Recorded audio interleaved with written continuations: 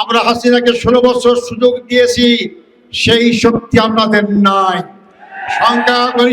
সংখ্যাগরিষ্ঠতায় মানুষের ক্ষমতায় রাখে না।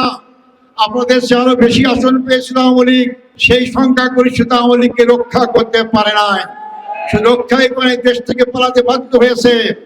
সামনের যে আন্দোলন হবে, আপনাদের পরিণতি আওয়ামী লীগের চেয়েও খারাপ হবে।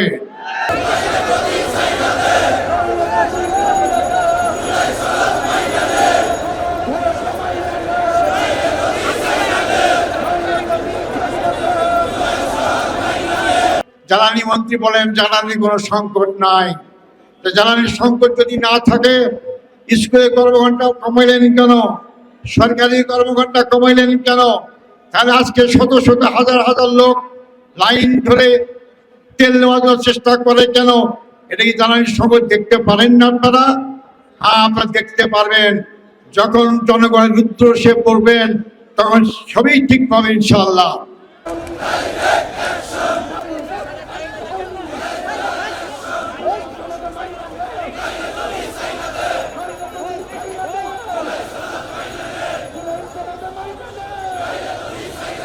এই যদি হয় জিয়াউর রহমানের সন্তানের ভবিষ্যৎ, এই সন্তানের ভবিষ্যতের সাথে বাংলাদেশের ভবিষ্যৎ যাবে না, যাবে না, যাবে না। বাংলাদেশের ভবিষ্যৎ যাবে উসমান হাদির পথে, বাংলাদেশের শান্তির পথ যাবে আমাদের ৭১-এর শহীদদের পথে, বাংলাদেশের ভবিষ্যৎ যাবে ২৪-এর গণ অভ্যুত্থানের শহীদদের পথে। যদি এই পথকে বাধা হয়ে দাঁড়ায়, আমরা তাদেরকে প্রতিরোধ করতে প্রস্তুত আছে ইনশাআল্লাহ।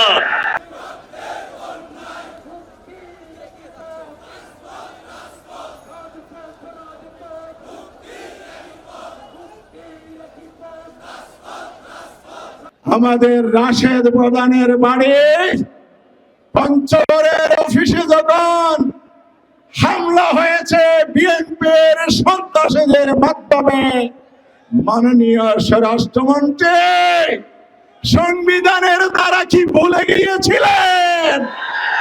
কেন রাশেদ প্রধানের মত প্রকাশের স্বাধীনতার অধিকার আপনি রক্ষা করতে পারেন নাই?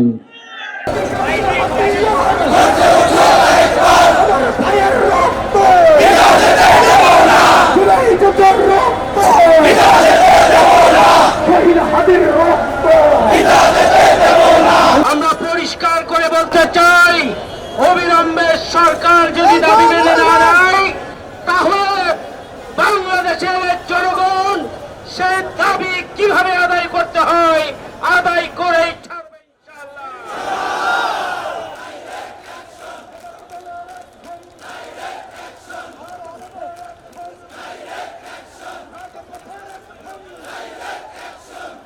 জনগণের রায় যদি আপনারা মানতে না চান, জনগণ দুইভাবে রায়, হাসিনাকে 5ই আগস্ট জনগণ রায় দিয়েছিল পাকানো তরকারি আর ভাত খেয়ে যেতে পারবে না, এর আগেই তাকে ভারতের পথে পা বাড়িয়েছিল।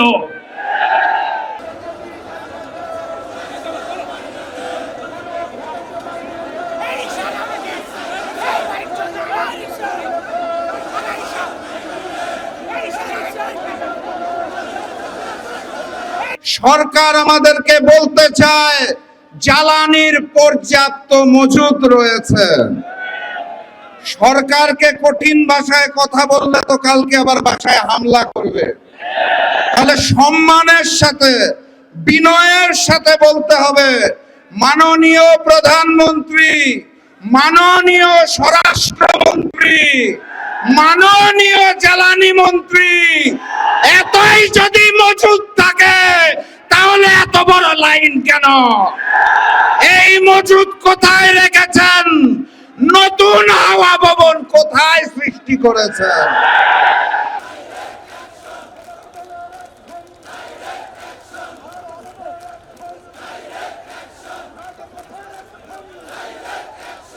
গতকালকে পঞ্চগড়ে এবং ঢাকায় যে মব হয়েছে, সরকার কি পদক্ষেপ নিয়েছে তাই জাতি তাদের কাছে জানতে চায়। অন্যথায় স্বরাষ্ট্রমন্ত্রীর পদত্যাগের দাবি জনগণ তুলবে।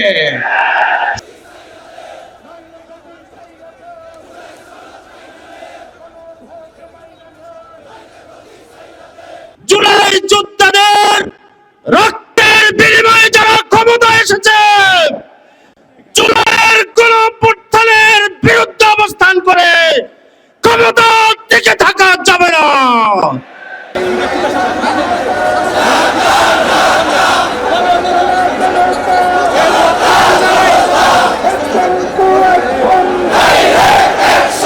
যেরকম 5 আগস্টের আগে এদেশের মানুষ ভালো ছিল না, নির্বাচনের পরে এদেশের মানুষ ভালো নেই, ঠিক কিনা?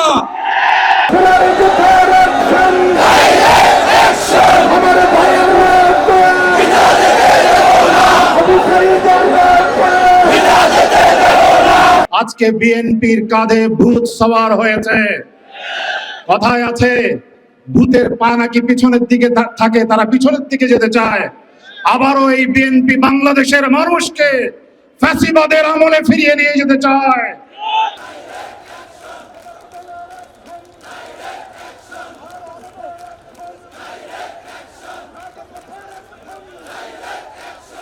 আমরা এখন এমন একটা সময়ে দাঁড়িয়ে আছি যে আমরা আর আমাদের মাননীয় প্রধানমন্ত্রীর মতো চুপ করে থাকতে পারি না। আমাদের এই দুর্যোগপূর্ণ সময়ে আমাদের আওয়াজ তুলতেই হচ্ছে। আজকে কৃত্রিম জ্বালানি সংকট, এটা আপনারা কি বলেন? কৃত্রিম না, এটা পুরাই কৃত্রিম জ্বালানি সংকট। সেই সাথে সাথে কি হচ্ছে, দ্রব্যমূল্য বৃদ্ধি পাচ্ছে। পুরা সমস্ত সারা দেশের মানুষ আজকে এই দ্রব্যমূল্য বৃদ্ধির জন্য সাফার করছে।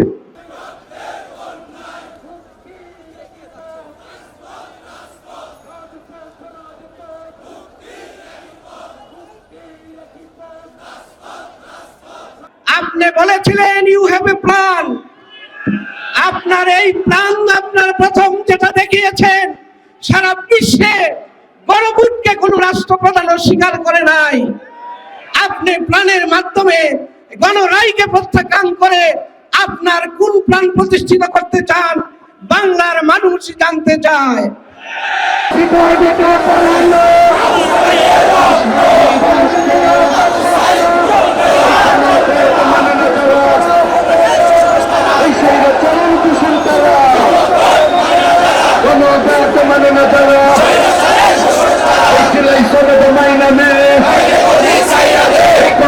Como